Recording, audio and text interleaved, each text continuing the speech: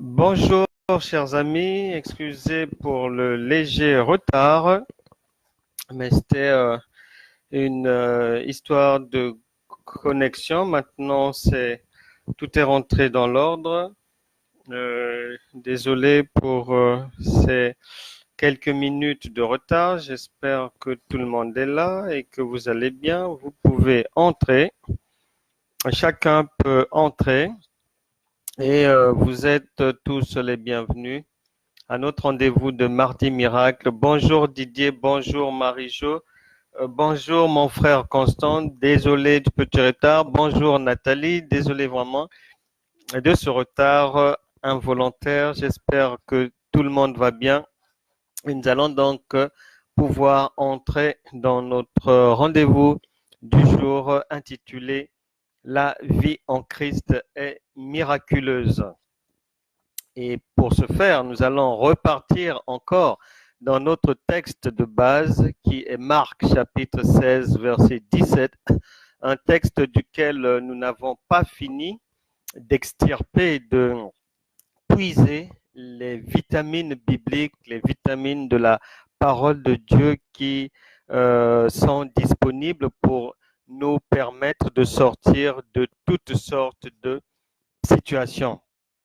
Et donc, Marc chapitre 16, verset 17, vous connaissez maintenant cette parole de Dieu, je pense, par cœur, puisque là-bas, il est dit, voici qui accompagneront ceux qui auront cru. Nous avons déjà, est-elle la parole de Dieu est comme une plateforme pétrolière, je le répète, et de laquelle donc on va aller puiser les matières nécessaires, les vitamines nécessaires pour affronter les difficultés que la vie nous présente, pour affronter les épreuves qui nous sont imposées par la vie.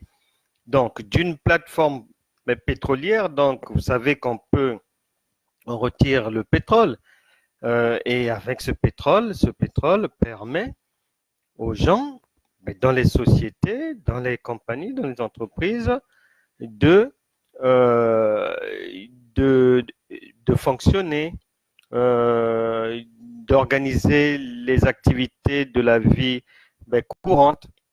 Donc, la parole de Dieu, c'est la même chose. Chaque verset biblique, chaque parole contient en son sein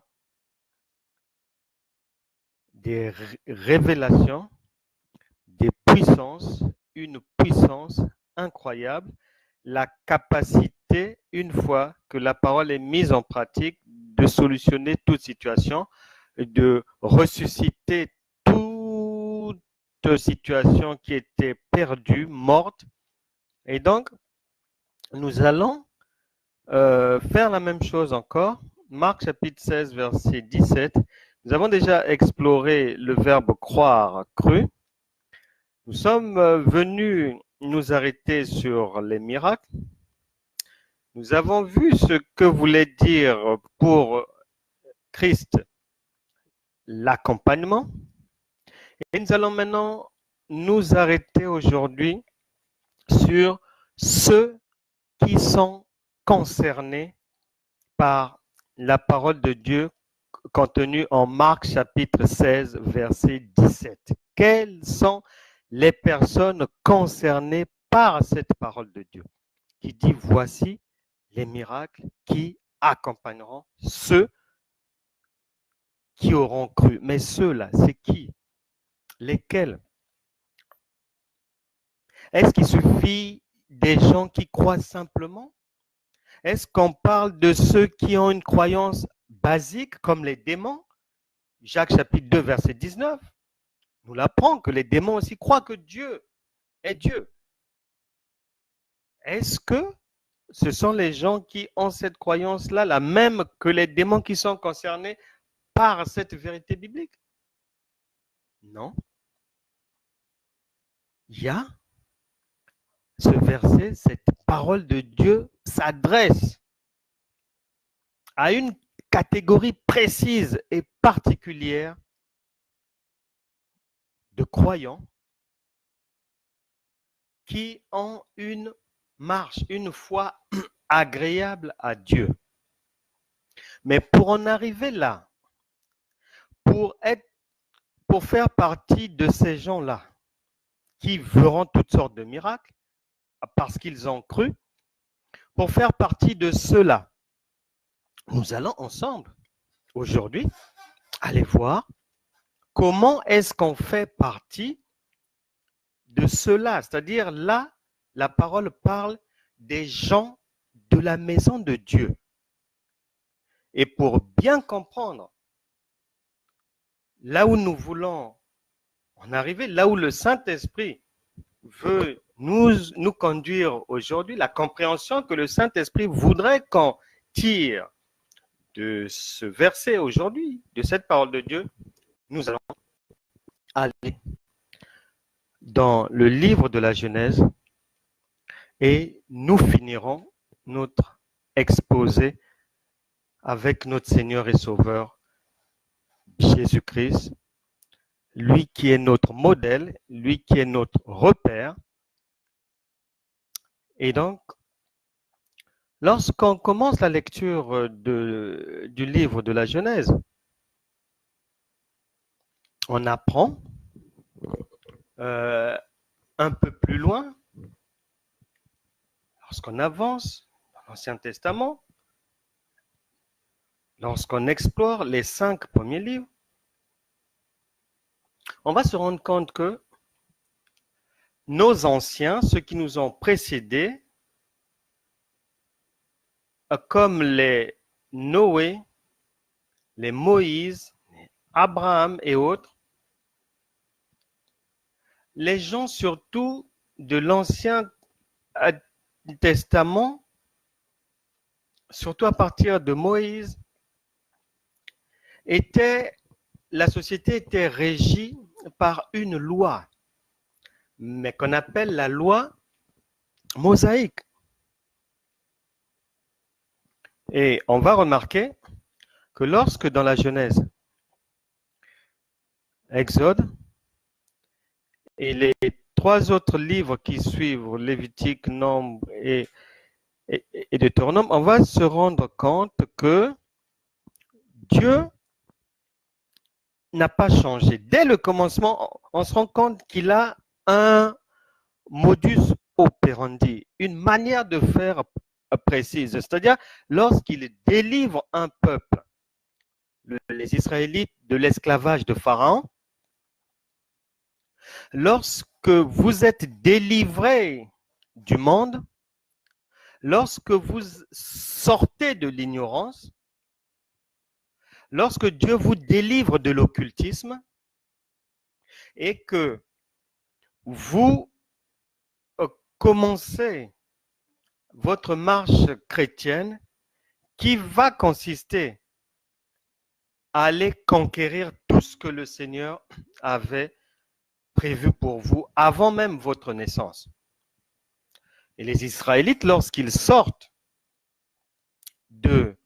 d'Égypte, avant d'aller conquérir, pour bien conquérir les promesses de Dieu,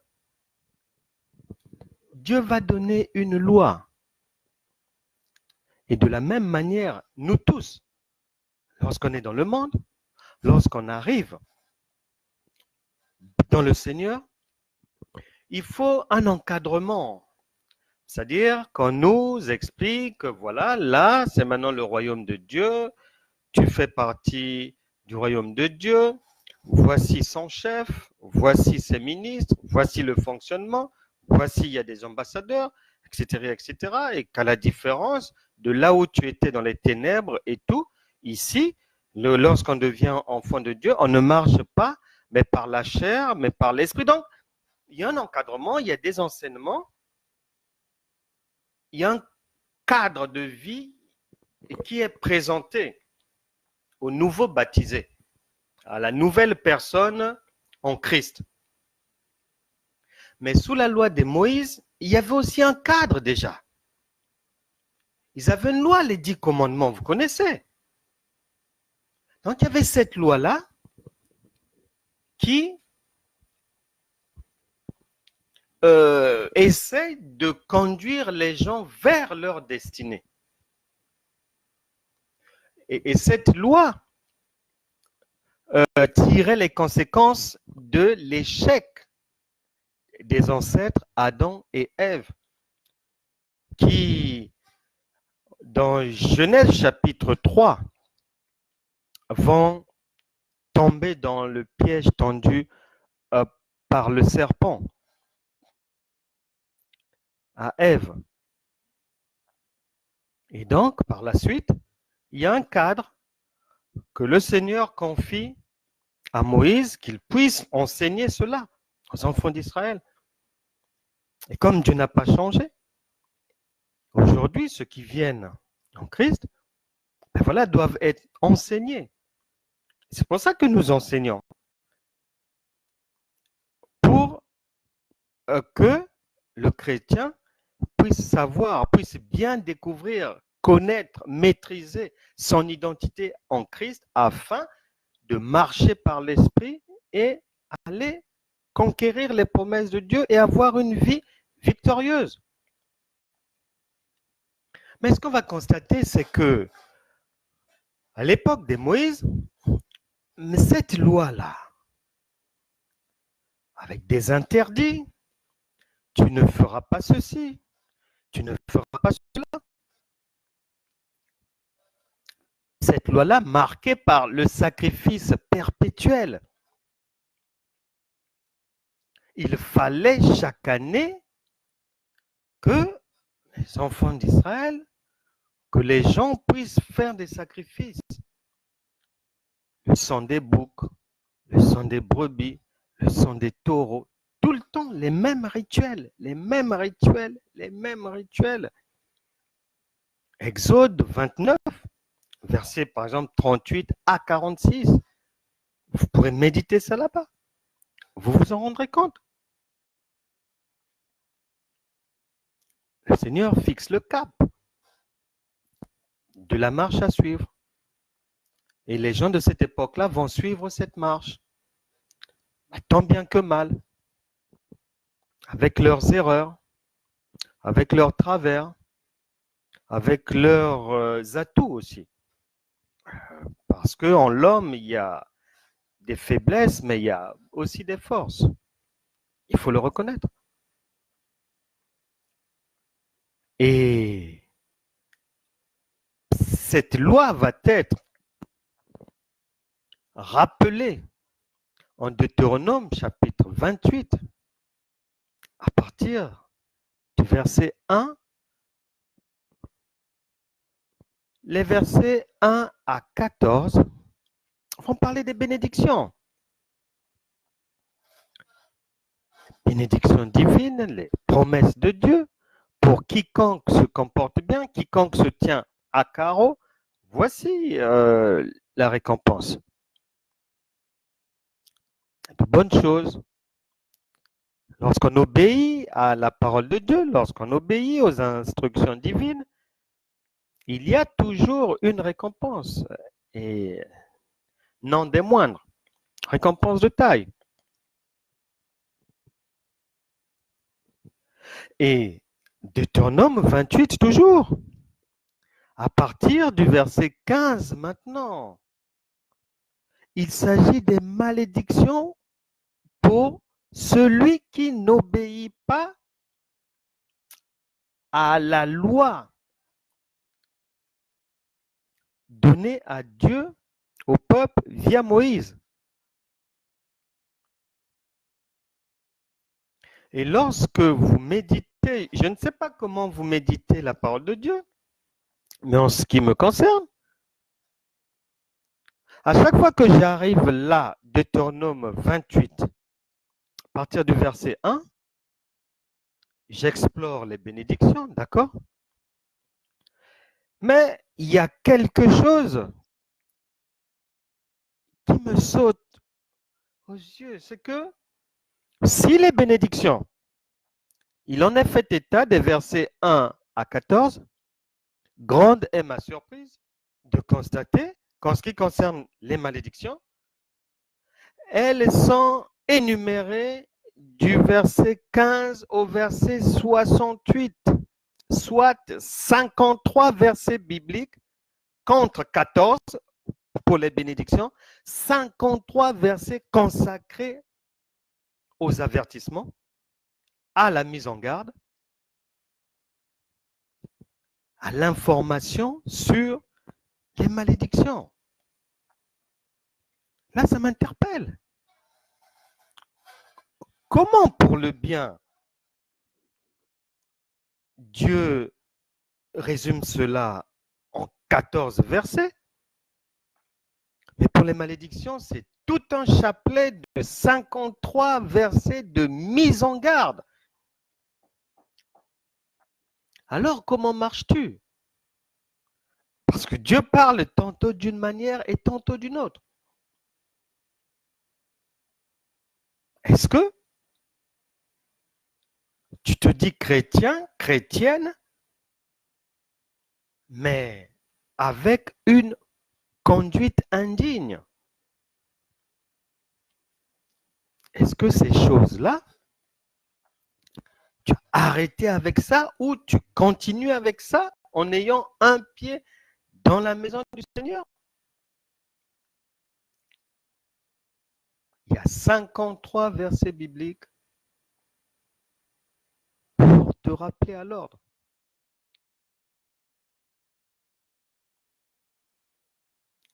Dans ces malédictions, dans ces interdits,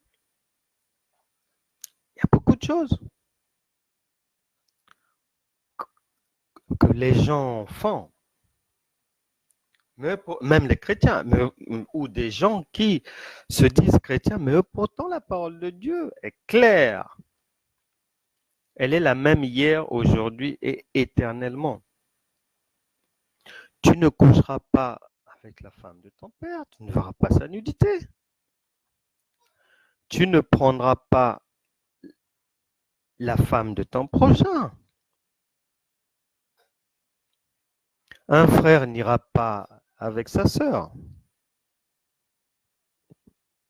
On ne couche pas avec un animal. L'adultère, je n'entre même pas là-bas.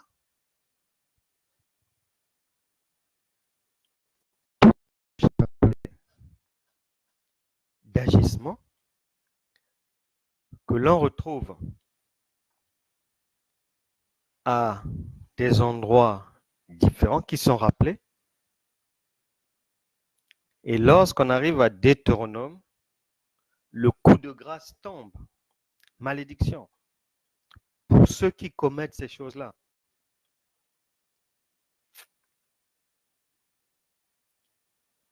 Alors, lorsque on en arrive là, il y a lieu de se poser la question. Est-ce que dans tout ce qui est listé là, je me retrouve encore ou pas?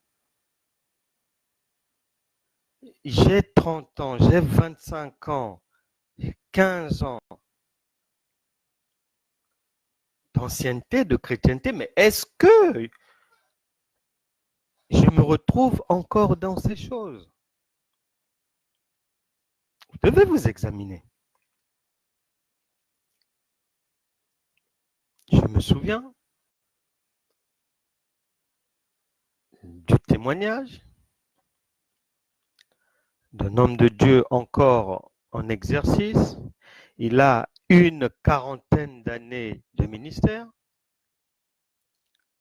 Il disait que lorsqu'il s'était converti, c'était dans le sud de la France, faisait partie d'une église réveillée. Le pasteur était français, les autres responsables français. Et il y avait un melting pot dans cette église qui vraiment était réveillée et la parole de Dieu qui était prêchée l'avait vraiment touché. Donc, il était lancé dans le premier zèle. Il avait reçu Jésus-Christ comme son Seigneur et Sauveur. Il était très content. Et toutes les activités dans l'assemblée étaient vraiment bien. Il était vraiment content, joyeux d'avoir rencontré son Dieu. Mais un jour, dans ces premiers mois de marche chrétienne, ils vont avoir une activité et il fallait que quelqu'un le dépose au campus universitaire, là où il était logé. Et donc, il y a 3 anciens de l'église. Bon, l'un d'eux était venu avec les autres anciens. Donc, ils lui ont dit non, il n'y a pas de problème. Au retour, on va te déposer. Il n'y a pas de problème. Au retour, lorsqu'ils étaient en train de cheminer, lui avait un problème. Le jeune converti avait un problème. Et c'était un problème de masturbation. Donc, ce jour-là, il va, profitant de ce cadre confidentiel avec les 3 anciens sur la route, il va profiter pour se confier à eux, pour rechercher de l'aide et qu'ils puissent lui montrer la démarche à suivre pour sortir de la masturbation. Il leur confie la chose. Aucun d'eux ne répond.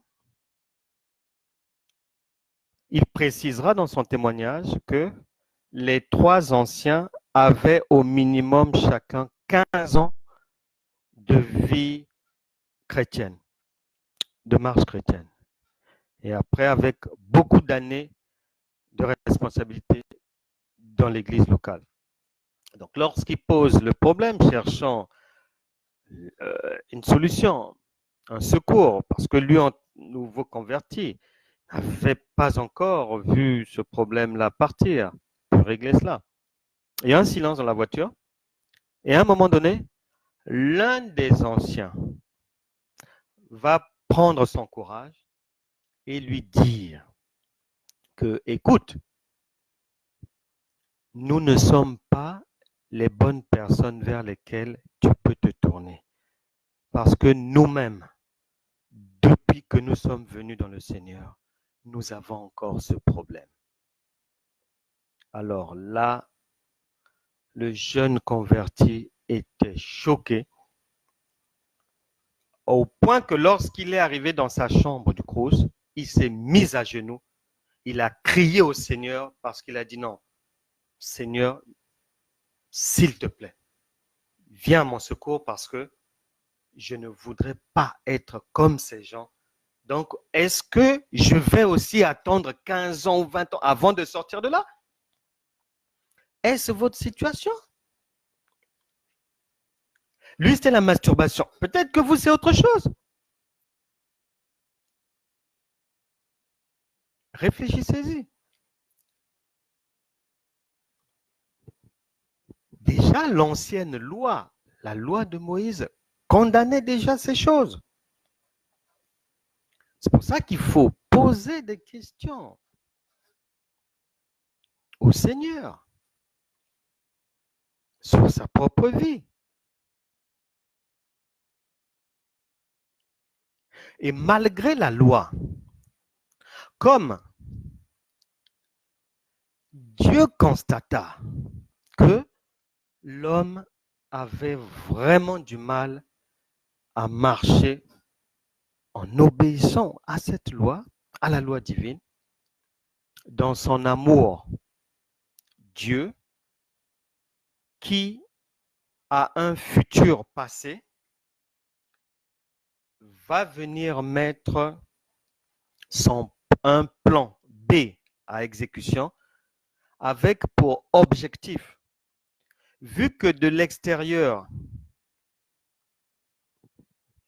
l'homme a du mal à marcher selon la loi, vu que le sang des boucs, des taureaux, des béliers et autres, les sacrifices annuels, n'ont pas pu venir à bout du péché humain, Dieu va imaginer ce qu'il avait déjà prévu, il va maintenant activer la mise en pratique du secours de l'homme par la venue d'un Messie. Or, tous les prophètes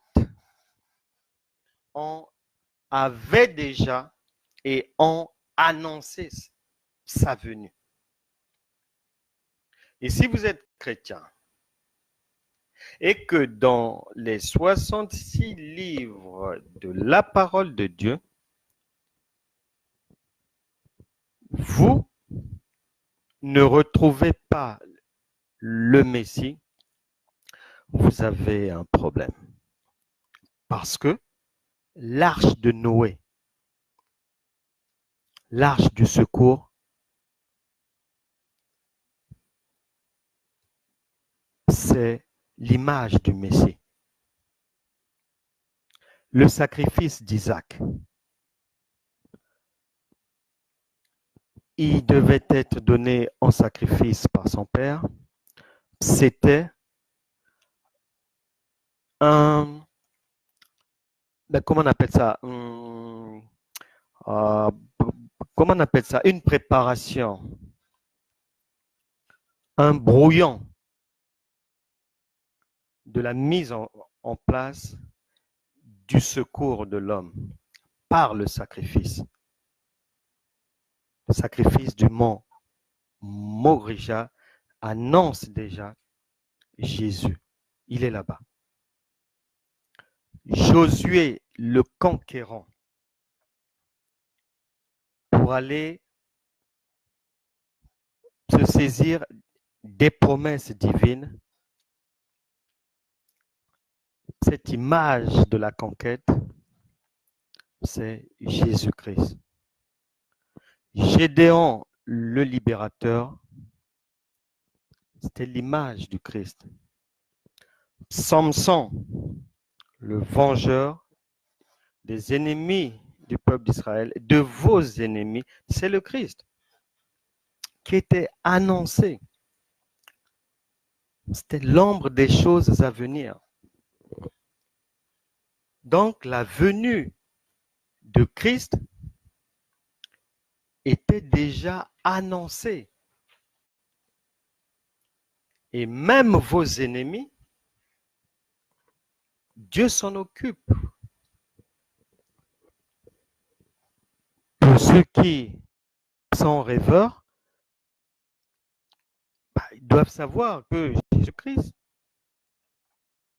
viendra aussi pour régler les comptes des ennemis de Dieu. Premier livre de Samuel, chapitre 2, verset 10. Là-bas, vous découvrirez que Dieu a des ennemis. Et vous êtes des dieux. Donc ce n'est pas étonnant. Si vous êtes persécuté, si vous vous retrouvez dans des difficultés, si on veut vous barrer la route, si on veut vous empêcher de devenir, vous avez des ennemis. Car Dieu lui-même a des ennemis. Tous les prophètes ont annoncé la venue du Messie. Et la venue du Messie aura pour principal objectif l'avènement d'une nouvelle ère. Et Moïse, en Deutéronome chapitre 18, verset 15, que Luc, le médecin, viendra reprendre et repréciser en Actes des Apôtres, chapitre 3, verset 22. Moïse avait déjà dit, et Luc le redit, reprend ce que Moïse a dit en disant que Moïse avait dit en son temps que, à ses frères, que Dieu vous suscitera d'entre vos frères un prophète comme moi, vous l'écouterez en tout ce qu'il vous dira de faire. Il annonçait déjà la venue du Christ.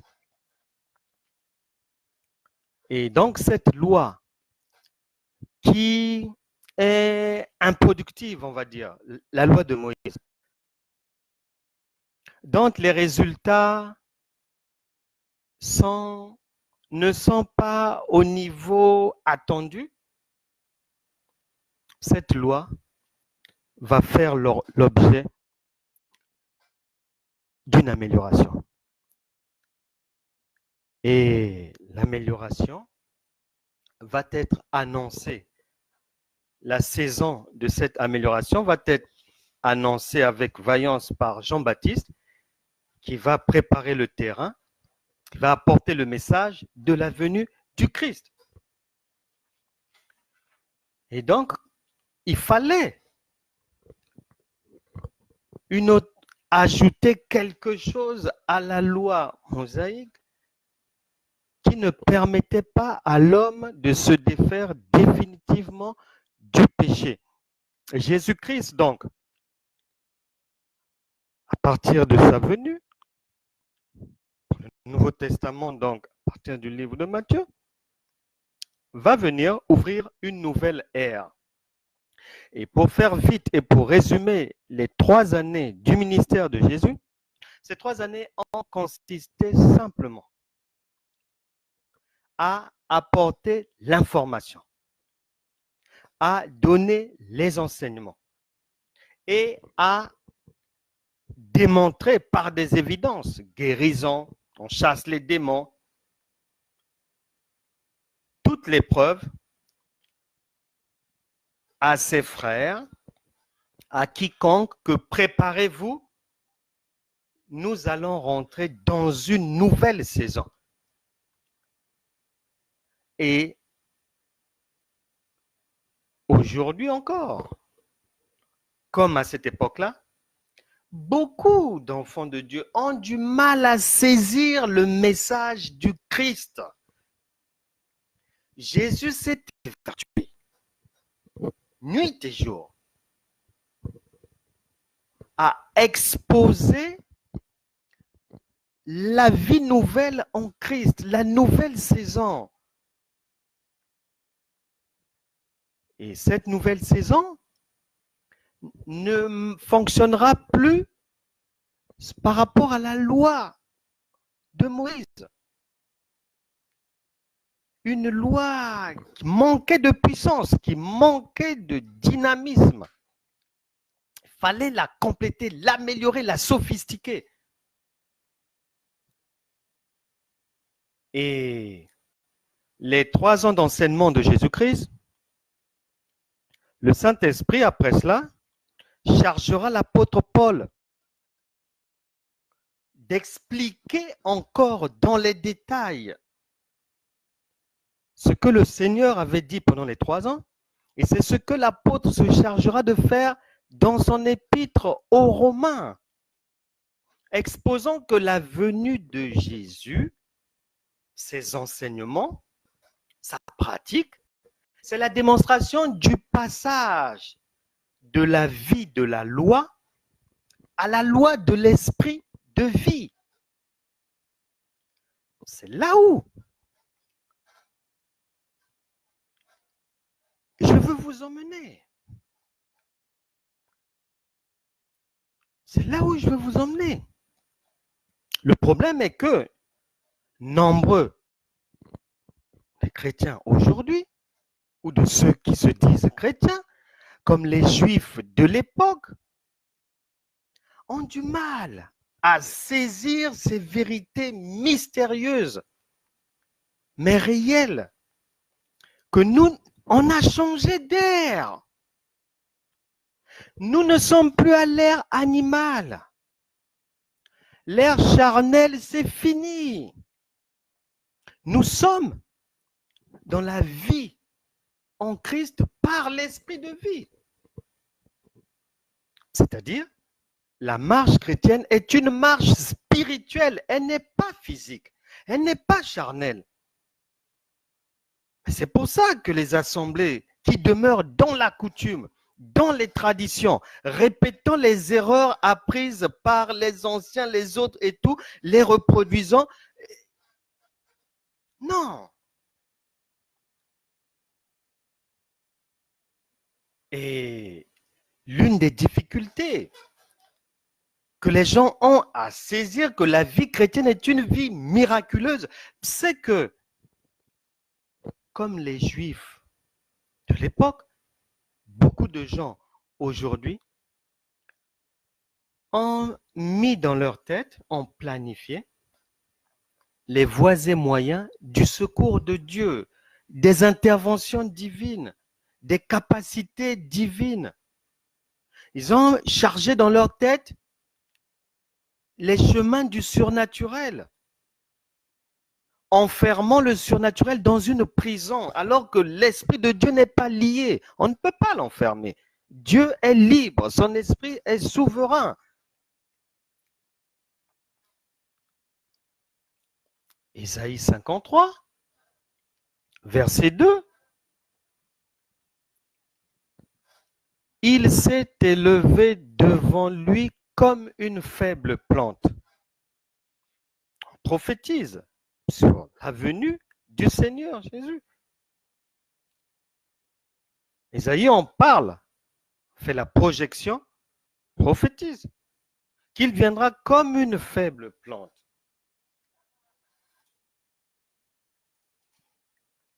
Comme un rejeton qui sort d'une terre desséchée. Il n'avait ni beauté ni éclat pour attirer nos regards, et son aspect n'avait rien pour nous plaire. Mais pourtant, c'est Dieu. Les Juifs ne l'ont pas reconnu. Parce que comme nombre d'entre vous, ils avaient planifié des schémas de la venue du Seigneur. Ils avaient imaginé son visage, ses vêtements, avec une couronne royale sur la tête. Alors que la parole dit que le royaume de Dieu ne vient pas de manière à éblouir les regards. Jésus est venu enseigner le passage, la bascule en fait, pendant 3 ans. La bascule de l'époque animale et charnelle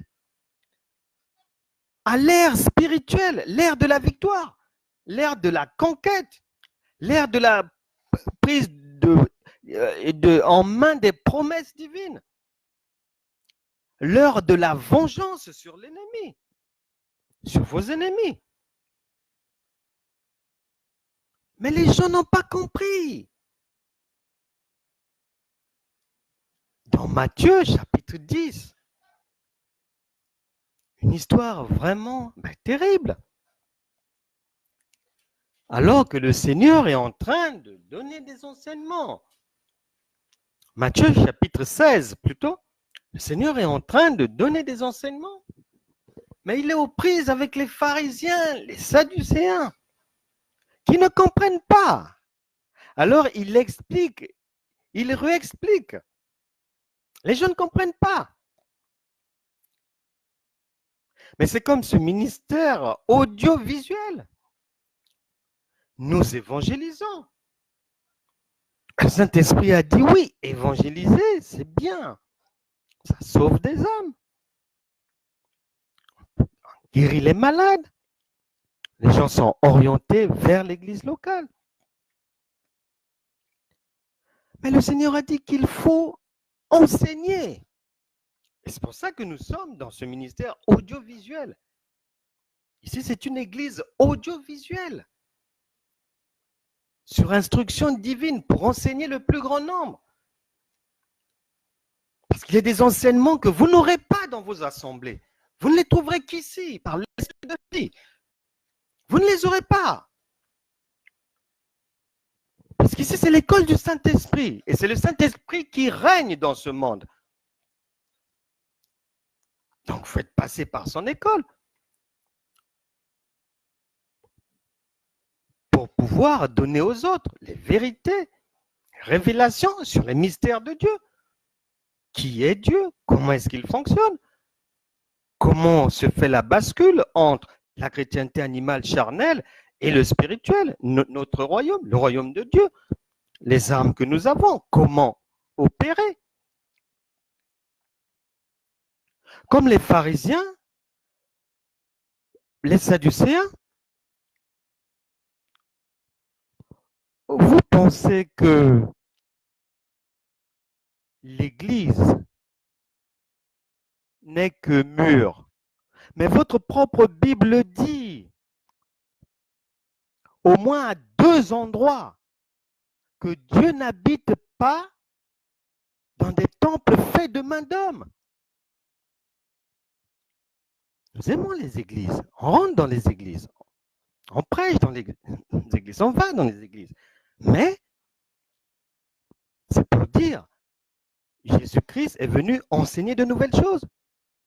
Aujourd'hui, à tout un chacun de savoir que Dieu a plusieurs manières de faire. Mais d'ailleurs, si vous avez une Bible, vous prenez rien que tout le Nouveau Testament, en commençant par notre modèle, le Seigneur Jésus-Christ lui-même, les apôtres et toute la compagnie des apôtres, prophètes, prophétesses et autres. Mais 90% de ce travail s'est fait en dehors de 4 murs d'une église. C'est une œuvre d'évangélisation soutenue par l'enseignement du Saint-Esprit. Jésus, l'apôtre Paul, les Barnabas, les Pierre et autres entraient de temps à autre dans des synagogues, églises, pour apporter le message. Mais leur impact, mais c'était dans la société. Ils ont d'abord été évangélistes, tout fait. Avant, parce que c'est là où commencent les choses. C'est là où on est au contact des païens. Et après, toute la chaîne des pasteurs et autres suivent, prennent le relais. Un jour, le Seigneur m'a demandé, mais pourquoi voulez-vous toujours refaire ce que les autres font? Non seulement refaire, mais avec des erreurs. Le Saint-Esprit m'a déjà interpellé dans les années passées. Est-ce que tu sais que le diable n'a rien inventé? Oui, Seigneur, je sais que le diable n'a rien inventé. Est-ce que tu sais que le diable est un copieur? Oui, Seigneur, je sais que le diable est un copieur. Bon. Est-ce que tu sais que lorsque les gens vont chez les agents du diable, marabouts, féticheurs et autres, est-ce que tu sais que pour maudire quelqu'un, il y a juste une phrase à dire, un mot à dire, ou envoyer un sort? Les marabouts et autres prononcent des mots, des phrases comme ça, ou même quand un parent veut maudire quelqu'un, ça se fait par la gestuelle ou bien 2 à 3 mots. Est-ce que tu le sais? Mais combien de temps ça prend? Je dis non, c'est rapide. C'est des mots, des phrases, un geste, cela. Bon. Puisque tu sais que le diable est copieur, trouves-tu normal pour des gens qui copient ce que moi, Dieu, j'ai créé et fait, et ce que j'ai mis à votre disposition, trouves-tu normal que pour mettre en place le mal, les méchants ne prennent pas beaucoup de temps? C'est 2, 3 mots, une phrase, cela. Et pourquoi est-ce que vous, pour enlever ce mal, il vous faut toute une nuit de veillée de prière? Pourquoi est-ce que pour enlever le mal, il vous faut vous rider le visage, souffrir pour enlever quelque chose que les gens n'ont même pas mis 10 secondes à mettre en place, en envoyant des mauvais esprits, en prononçant des paroles? Pourquoi? Voilà le problème des chrétiens.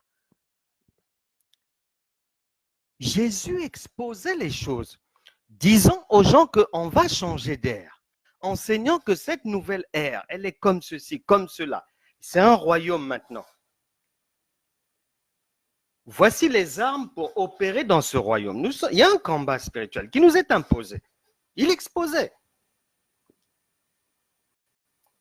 Et moi aussi, ici, J'expose des vérités bibliques avec une application que les gens n'ont pas l'habitude de voir, mais ça vient de Dieu. Le Saint-Esprit n'a pas besoin pour régler une maladie, ni de la présence de quelqu'un, ni d'une imposition obligatoirement des mains, ni même de prier pendant 20 minutes ou quoi. Non, puisque les méchants mettent seulement des secondes pour envoyer le mal. Pourquoi est-ce que vous voulez mettre des années pour enlever ce mal? Oh, ça ne va pas. Ça ne va pas dans la chrétienté. Et les gens reproduisent les mêmes erreurs, les mêmes hérésies. Mais non. Nous sommes là, dans une nouvelle ère, parce que le Seigneur est en train de faire venir un réveil spirituel sur cette partie de l'Europe. Le diable est déjà, avec ses ministres, avancé dans ses ruses pour entraîner le plus grand nombre à la perdition, par des ruses incroyables. Mais le Saint-Esprit qui est en vous est venu apporter des solutions de facilité. Il suffit de l'envoyer faire ce travail. Il suffit de l'impliquer dans votre quotidien, dans votre vie. Mais les gens ne comprennent pas. La vie en Christ est une vie miraculeuse. Ça n'a rien à voir avec les coutumes, les traditions des églises. Elle est miraculeuse. Elle tient sur le miracle.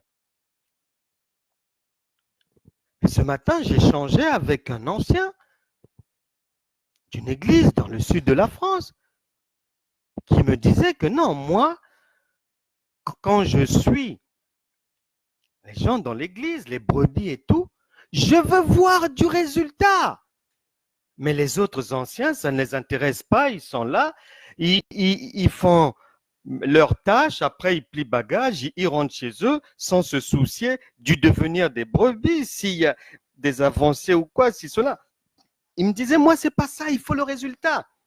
Voilà quelqu'un qui a compris que la nouvelle ère dans laquelle nous sommes, celle de l'esprit, il faut du résultat parce que le Saint-Esprit est le kérosène qui manquait, le mazout qui manquait à la fusée de la loi mosaïque pour décoller et remporter la victoire. Et aujourd'hui, les gens ne comprennent pas. Il y a toujours le pharisianisme. Les Sadducéens sont là, ils ont d'autres noms. Il y a tellement de dénominations, tellement de genres d'assemblées, mais la réalité est la même, c'est du pharisianisme. On est dans la maison de Dieu, mais ne comprenons pas que le fonctionnement a changé.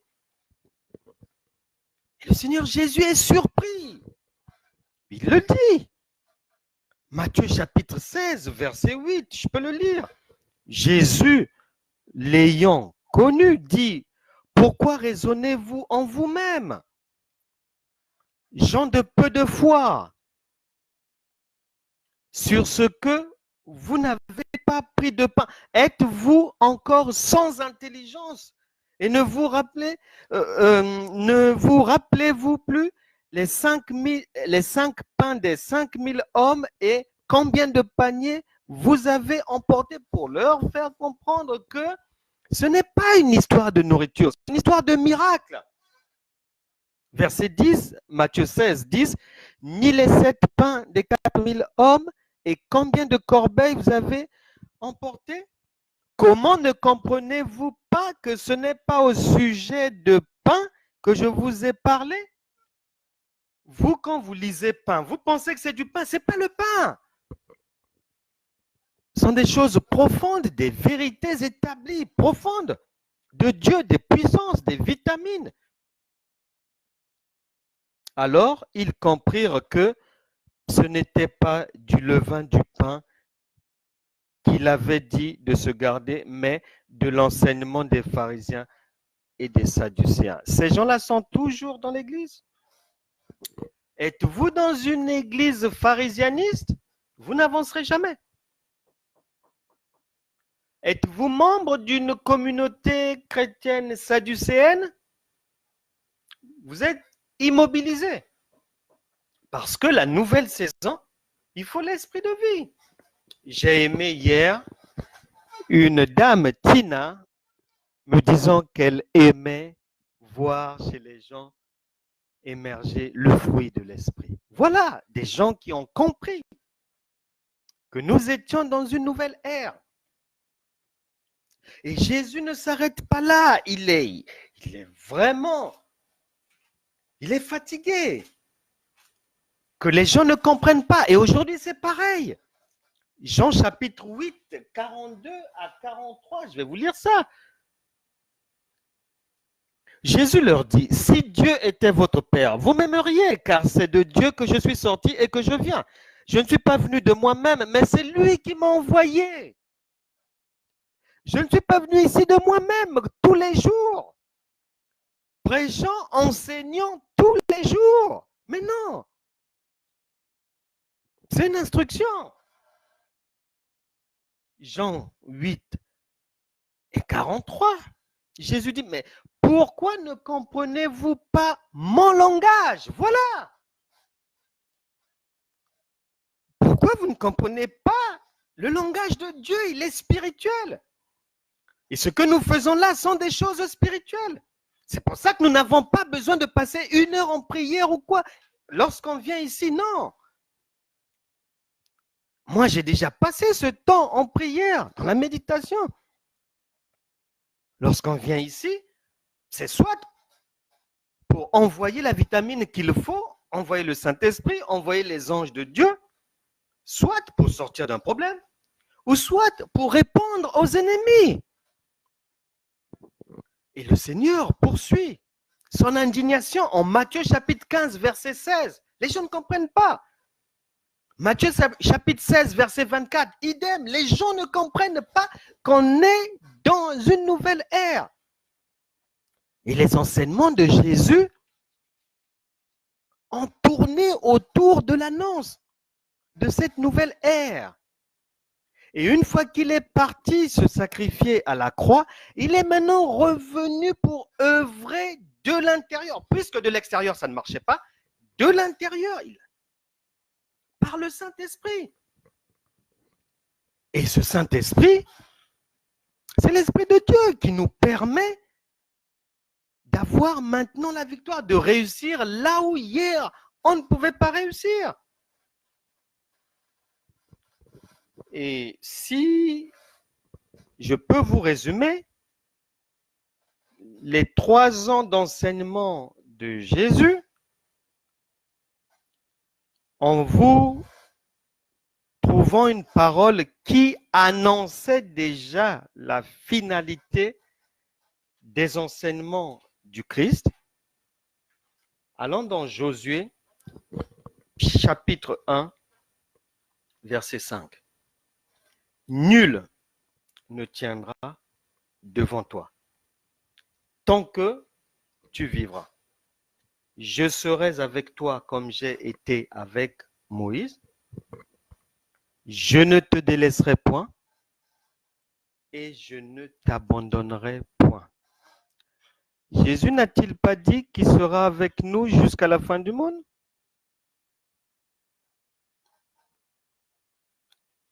Cette parole est annoncée ici, plusieurs siècles auparavant. Et maintenant, dans notre nouvelle ère, marquée par la venue du Saint-Esprit, en fait, tous les enseignements de Jésus, pour les résumer encore d'une autre manière, il construisait une maison, l'Église, mais l'Église corps de Christ. Une maison. Maintenant, dans cette maison, il y a déjà tout. Mais il y a encore les ténèbres parce qu'il n'y a pas encore la lumière. Maintenant, lorsque Jésus part, lorsqu'il revient en nous par le Saint-Esprit, mais le Saint-Esprit, c'est l'interrupteur maintenant qu'on a appuyé et la lumière fut. Voilà. Nous sommes passer de l'ignorance, des ténèbres de Satan à la vie nouvelle en Christ, une vie éclairée. Jésus a posé la fondation, a fait monter les murs par ses enseignements, en prouvant tout ce qu'il fallait faire, en faisant des tests, en faisant des essais, des entraînements, des guérisons miracles, entraînant les disciples, résurrection, beaucoup de guérisons, parlant de toutes sortes, tous les domaines de la vie humaine,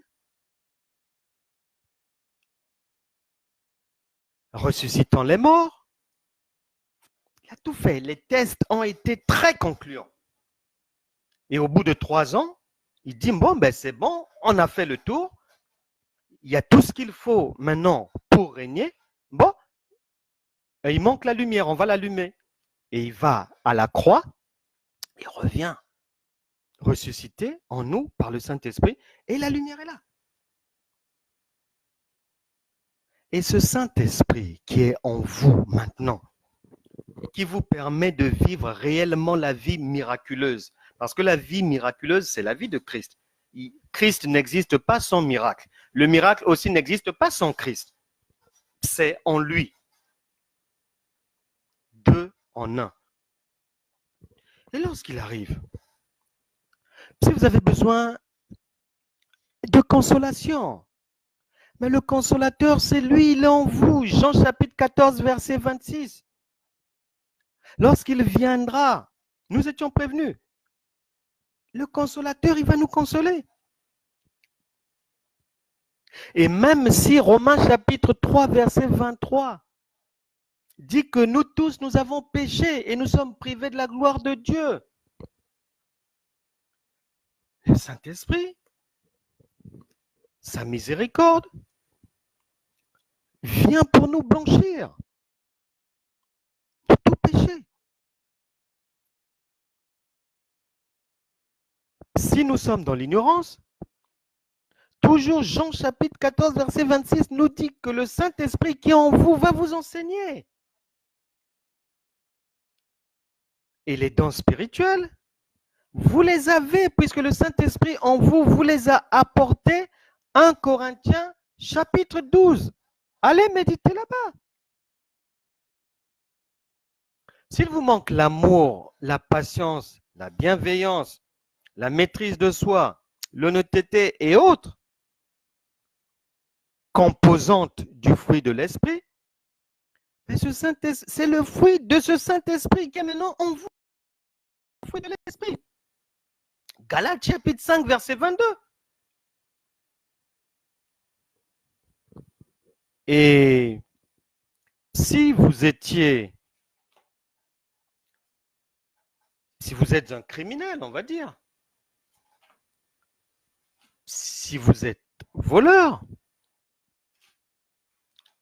si vous êtes adultère, il n'y a pas de problème quand vous venez nous rejoindre dans notre royaume. Il n'y a pas de problème. Puisque vous êtes lavés, vous êtes blanchis, vos péchés, vos iniquités sont oubliés par Actes des Apôtres, chapitre 17, verset 30. Luc, chapitre 24, verset 47. Que dans les temps d'ignorance, Dieu pardonne. Vous étiez dans l'ignorance, vous êtes pardonnés par l'Esprit de Dieu. Si vous étiez sous une malédiction avec l'esprit de vie, avec la vie miracle en vous, mais elle est brisée. Romains chapitre 1, chapitre 8, verset 1. Mais maintenant donc, il n'y a plus de condamnation pour ceux qui sont en Jésus, ceux qui sont en Christ. Si vous étiez malade, Marc chapitre 16, verset 18 vous sort de la maladie. Si ce sont les démons, c'est notre texte de base à mettre en pratique. Marc chapitre 16, verset 17. Voilà la vitamine. la thérapie. Si ce sont les ruses de Satan qui vous liaient, mais vous avez maintenant Luc chapitre 10, 18, 19, Éphésiens chapitre 4, verset 27, pour vous défaire des ruses du diable. Et la liste est longue, mais pour aller vite, je vais quand même, avant de finir, mais relever deux choses qui m'ont étonné et à laquelle nous devons faire tous attention. C'est que dans tout le chapelet de toutes nos iniquités, de tous les péchés que le Saint-Esprit va balayer, nous sommes prévenus quand même dans le premier livre des Corinthiens, chapitre 6, verset 18. Là-bas, il n'est pas dit que le Saint-Esprit viendra enlever ça. Là-bas, il n'est pas dit que ça sera effacé, oublié, etc., etc. Non. Là-bas, il est dit, fouillez l'impudicité. Prenez vos jambes, fouillez. Ça s'interpelle. Les autres péchés sont oubliés, effacés, nettoyés. Mais l'impudicité, on vient dire, il faut prendre ses jambes et fuir. Alors, si vous êtes dans l'impudicité, si vous avez du mal avec ça, c'est à vous de prendre vos responsabilités. De ne plus aller voir cette dame, de ne plus l'appeler, de rompre tout contact avec ce monsieur. Si vous fréquentez une assemblée et qu'il y a quelqu'un là-bas qui vous fait toujours tomber dans le péché, mais fouiller l'impudicité veut dire changer d'assemblée, c'est tout. Dieu ne viendra pas le faire à votre place, c'est à vous-même de prendre vos responsabilités et de le faire.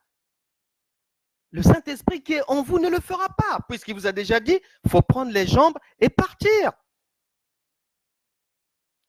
Les voleurs aussi, les gens malhonnêtes.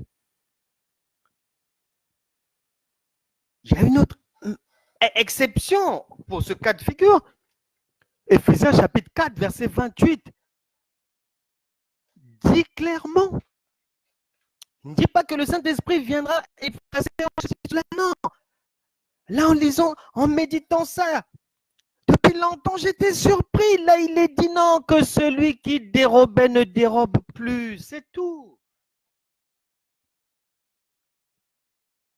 Que celui qui dérobait ne dérobe plus. Et il y a un autre passage encore où on parle des menteurs. Jacques dit que chacun dise la vérité à son prochain. Et il trouvera la guérison. Donc, il est impérieux pour nous tous, si l'on veut vraiment, de manière effective et réelle, être chrétien selon les standards de Dieu, il nous faut faire la bascule entre ce qui est charnel, ce qui est animal, à venir en Christ dans le royaume de Dieu, le royaume spirituel, et marcher par la foi. Car l'Esprit de Dieu, la vie de l'Esprit est active par la foi. Et c'est ce que nous enseignons ici. On ne sait pas jusqu'à quand. Je n'ai pas reçu de nouvelles instructions du Seigneur pour changer de cap. Donc, si il ne revient pas d'ici là, même dans 1000 ans, s'il nous garde en vie, on se retrouvera ici tous les jours. Parce que ces vérités doivent passer, ces vitamines doivent être avalées. Le logiciel de pensée doit changer. On a changé d'air. On n'est plus dans la coutume, dans la tradition, non. On est dans l'esprit de vie, un esprit victorieux, esprit libre, esprit puissant par le Saint-Esprit. Et pour ceux qui sont maintenant dans cette nouveauté de vie, à laquelle nous vous invitons. Ça ne sert pas de vous tromper vous-même dans des choses qui ne sont pas de Dieu, des choses sans puissance, des bêtises. On est passé à autre chose.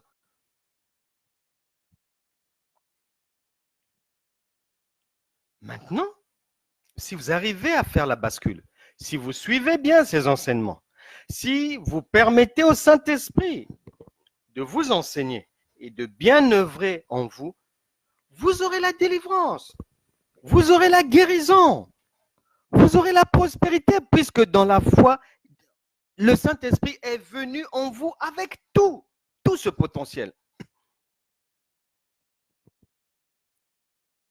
Romains, chapitre 8, verset 28. C'est pour vous qui aspirez à vivre en esprit et dans le miraculeux. Parce que là-bas, il est dit que nous savons tous que toute chose concourt au bien de ceux qui aiment Dieu, de ceux qui sont appelés selon son dessein. Peu importe les situations que vos yeux voient, peu importe les courriers négatifs que vous recevez. Mais sachez que le Saint-Esprit qui est en vous, vous a déjà rendu victorieux. C'est à vous de croire en cela, de faire la bascule et d'appeler le miracle. Vous l'êtes déjà, vous êtes déjà dans la vie miraculeuse. Mais vous l'ignorez peut-être, mais vous l'êtes déjà. Jésus, sa venue n'a pas été actée ou évidente lorsqu'il est venu physiquement, non. Mais puisque tous les prophètes, tout le monde l'avait déjà perçu, avait déjà annoncé sa venue. Mais c'est comme vous, la vie miracle, elle est pour vous. Elle vous est déjà donnée. Pour ceux qui sont appelés à servir Dieu, que ce soit dans l'église locale ou à l'extérieur comme nous, peu importe le genre de ministère, vous avez déjà le miracle en vous. Jérémie chapitre 1, verset 5, c'est pour vous. Et la bonne nouvelle, pour finir enfin, c'est que cette nouveauté de vie en Christ, la vie miracle en Christ, vous est garantie, vous sécurise vos arrières, votre famille, votre emploi, vos enfants, tout ce qui vous concerne. Et je vous laisse sur cette parole. Nous n'allons pas prier aujourd'hui parce que ma prédication est déjà une prière. Et le Saint-Esprit en vous est déjà agissant. Et le Seigneur vous dit aujourd'hui que la garantie suprême de la véracité, de l'évidence de cette nouveauté de vie, lui-même a dit, Jean chapitre 8, verset 36. Lorsqu'on arrive dans le royaume de Dieu, notre royaume, le royaume de l'esprit, de la marche par l'esprit, le royaume du miraculeux, le Seigneur dit pour vous que si le Fils vous affranchit, vous serez réellement libre. Et vous l'êtes désormais. Ainsi soit-il. Que Dieu vous bénisse. Excellente journée à vous. Je vous embrasse tous. On se retrouve demain, 13h, avec grand plaisir et beaucoup de fidélité. Je vous embrasse. À demain.